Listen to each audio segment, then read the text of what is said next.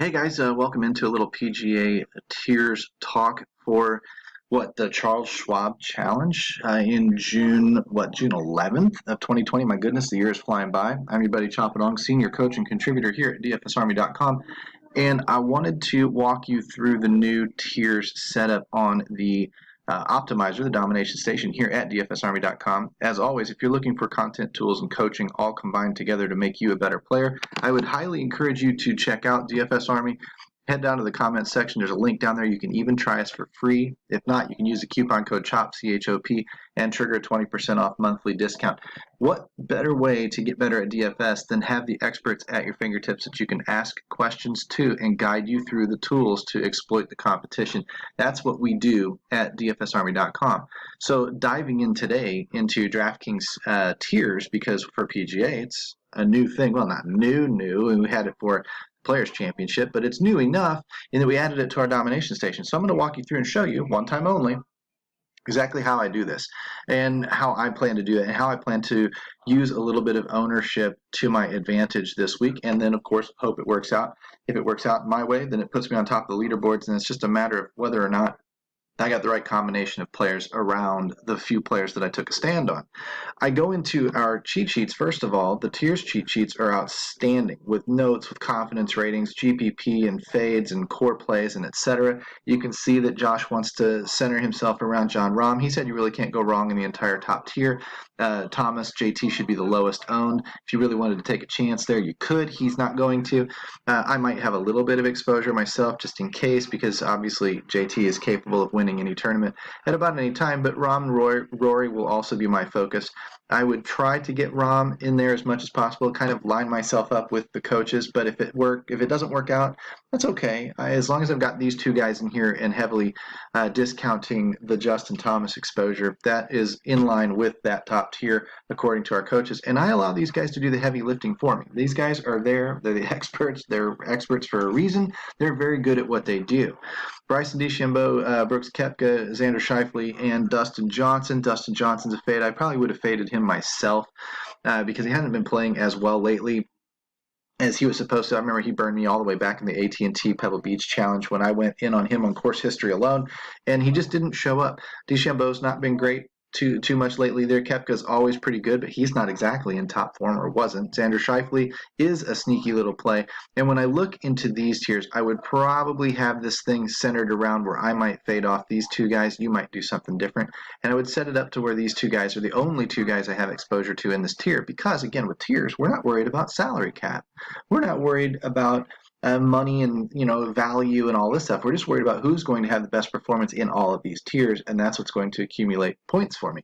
Much simpler way to play DFS, and of course I'm giving it a shot this week, as you can see, centered around a few of my thoughts. I think that it makes sense to go into these situations with an idea of what tiers you want to make a stand in and what tiers you typically want to you're okay anyway with taking any combination that the optimizer throws at you if you're making multiple lineups. Webb Simpson's the class of the field. We'll have a lot of exposure to him. Sungjae Im is a solid play. Morikawa's okay. Justin Rose has been pretty bad lately. What I liked here is the Mark Leishman note. With a GPP play here, and I shouldn't probably be giving this away, but very intrigued by Leishman. He's probably going to be the lowest owned, which makes him an absolutely amazing GPP play based on ownership. So that's where I decided I'm going to take my stand. I love Webb Simpson this week myself. I really do. Guy's got great history here, and all of the things that, with these other top players struggling a little bit, he could actually win the tournament, and that would be great. But a lot of people are probably going to see that because it's pretty obvious. So if I slide down here and don't take a silly chance on like a Justin Rose, hey, he could win too. If he did a lot of work over this Corona break, he could, but he hasn't shown us anything in a little while here to where he's in top form. So it would make sense to maybe come down here to Leishman, who has the opportunity to actually win something, and that would set you up very, very well with a heavy, dose of Rory if he wins, or Brooks Koepka if he's in the top 5 or whatever. That's going to set you up to only need a couple of more pieces left. If those are your core plays, those are where you're building most of your lineups around those common players, and you hit on them, then you really only need a few other combinations to come through, and now you're vying for the nuts of these tournaments. Ricky Fowler, Patrick Reed, Kuchar, Day, Usays, and Spieth. Okay, you can read what you want on those guys. I'm a big Patrick Reed lover. Why? Because the industry hates him. He always comes in lower owned than he should be. So I am always taking a stand on Patrick Reed until the rest of the world figures out that he's lower owned than he should be. So I love taking that. So my two plays right now are Leishman and Reed. The rest of them I'll take little mixes of. Gary Woodland's a KU guy. Love me some Gary Woodland. But Tony Finau is probably one of my favorite players on the entire tour. So that gives me a couple of places to split my attention. These guys should mix in some because I'm very biased in this tier when it comes to these two guys. And then tier 6 was pretty wide open for me. I didn't really notice much. I used a lot of our coaches' core plays, GPP, 3-star plays, Dom and Hot Fire. I thought, well, shoot, if this is more of a crapshoot type tier, then an even balance there is probably okay rather than picking one guy when I don't see there being an edge. For me personally, I would rather just let the machine play out from there. So I went into our Domination Station and I set it up, and you can see it's going to take multiple runs before you get this thing where you like it. I set up the tiers. It's under our NBA tab currently, and ignore the teams and the game filter and whatnot. All tiers are going to remain checked. I set up 3 unique players because I want a wide mix. Golf is a relatively volatile sport, so I'm going to use some randomization in the projections. I had it set really, really high. It wasn't giving me the mixtures that I wanted, so I backed it back down because I, this time, controlled my tiers, my tier approach through the exposures and through the minimum exposures, and then a little bit of tweaking when it came to the projections. And I'll show you how I did that. And for me, that was enough to get the general lineup build, the general player pool that I wanted to see the most of, and then sort of transfer it into my lineups. Now, if I needed more randomization, I could do that if I was running the machine more wide open. Instead, I'm already putting restrictions on it with these exposure minimums and maximums. But if I was going to run this thing more wide open with all of the players in the player pool, then I would use randomization to mix these guys up. I'm already using a lot of unique players. I ran 25 lineups. I want to run 20, but I couldn't get 20 because of my restrictions. I was getting 18, 19, so I opened it up to 25, and I started getting 21, 22, whatever. I can cut out a lineup or two and then download the CSV from there and not worry so much about exactly on 20 lineups or exactly on. If you were wanting to run 100 lineups and you're getting 85, then try running 115, 120, 125, something that'll push it over that edge so the machine will think it has more room to work with, and then you'll get up to 110 lineups, and then you can cut 10 out if you're only running 100 lineups, if that makes sense. So from there, how did I set the machine up?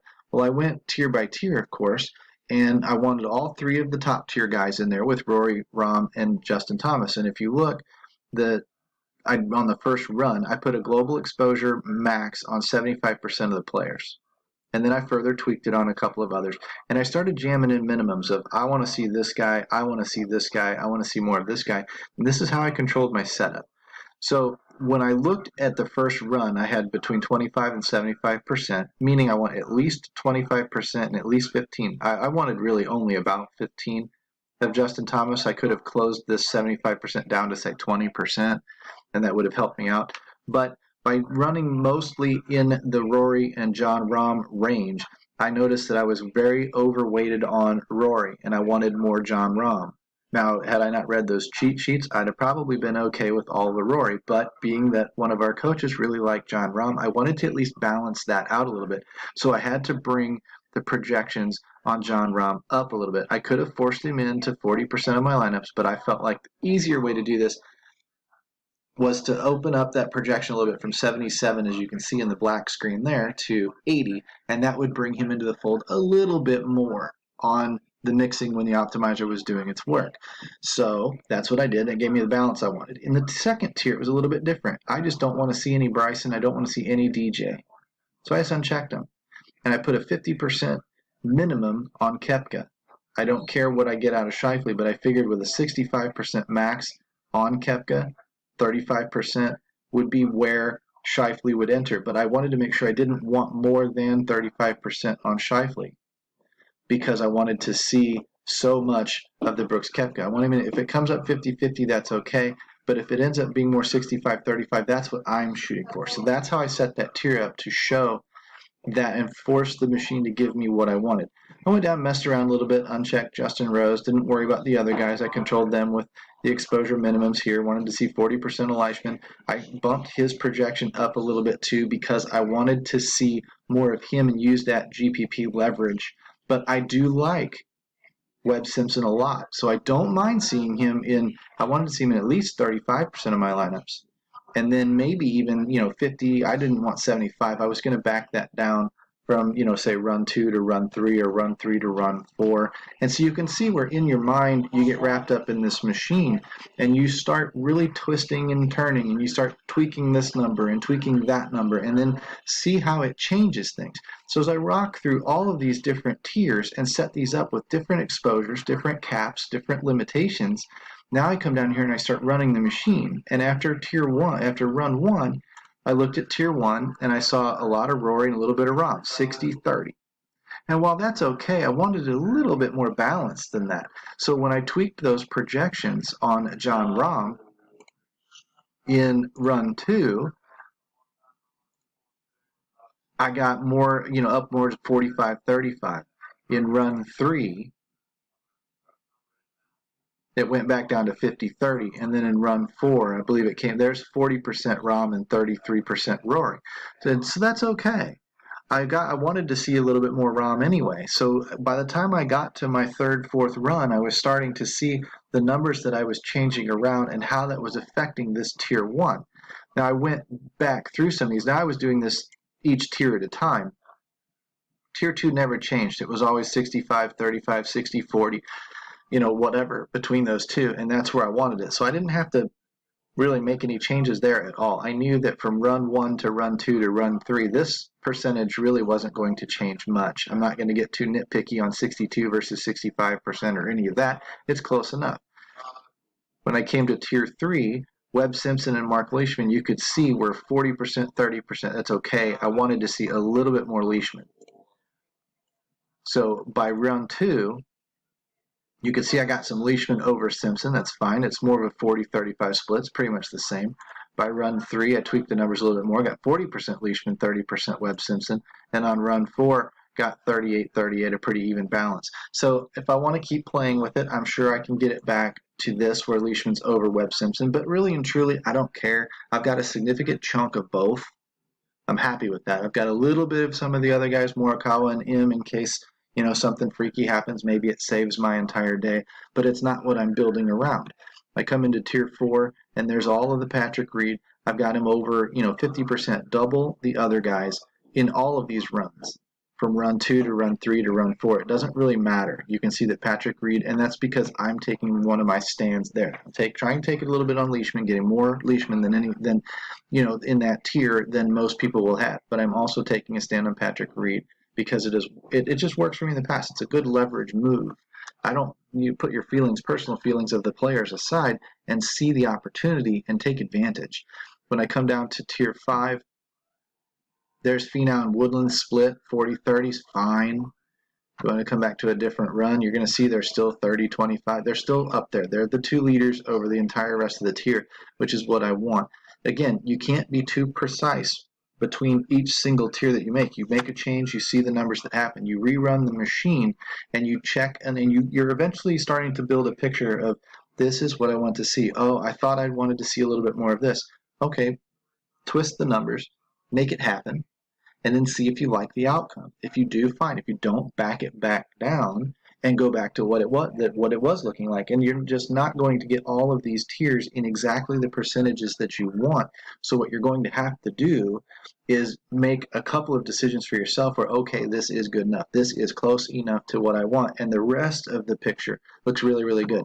As you heard talk about earlier, I don't really care about tier 6. I'm just going for a fairly even mix among all of these guys. That's it. I'm not, I did want to see at least some Dahmen and at least some Berger in case the machine said, threw me all of the Kisner. I wanted to make sure that I at least saw the two guys that I might think have an advantage, but I didn't want a lot of them because I didn't want to force too much in here. And then I did put a global max on all of them here, a global max inside the tier, I should say. 30% on Berger, 30% on Dahmen because I didn't want much, right? But I wanted some. and then I put 20% max on everybody else. And that should control my numbers about where I want to see them. Nobody's going to dominate in case I don't see something in the machine, and everybody's going to be fairly balanced inside that tier. And you can see the first 4 or 5 guys are all fairly balanced. If Wolf or On sneaks away and wins this doggone tournament, well, my vision was never going to be correct to begin with, so that's fine with me. All I'm trying to do is put the 3 or 4 key plays, 1 or 2 out of each tier. 1 play out of, say, tier 1, tier 3, tier 4. Lock everything around that, get the most exposure to those guys. Hope those 3 guys have a phenomenal tournament and they finish 1, 2, and 3 ideally. And if that happens, all of my lineups are set up for success fairly well, and it's just a matter of which pieces kind of mixed and matched around them to create what could be a serious run at the nuts. That's really all you're doing in these tournaments. And if you have a couple of different visions, run 20 lineups like this, then go back into the machine, reset the settings, start it over, and run it with the second idea that you have. And then run it with the third. You can build 20, 40, 60, 80 lineups that way, and you can run on different blocks of thought as you enter these tournaments. And that's another way to control and practice your mass multi-entry skills. Either way, this has been Chapadong. Hope you enjoyed the run through the system. If so, throw me a like and a thumbs up down there on the bottom. Maybe give me a comment or two if this is the type of material that you like to see coming out of DFSArmy.com, and I'll try and do a little bit more of it as time goes on. Consider becoming a VIP, DFSArmy.com. Use that coupon code CHOP, C-H-O-P, down there at the bottom. And I hope to see you inside talking with a lot of our coaches. If I don't know the answer myself, I can certainly send you to the guy that does. And I can make you a better player. I can make you a better player starting this weekend. Take care. We'll talk to you guys soon.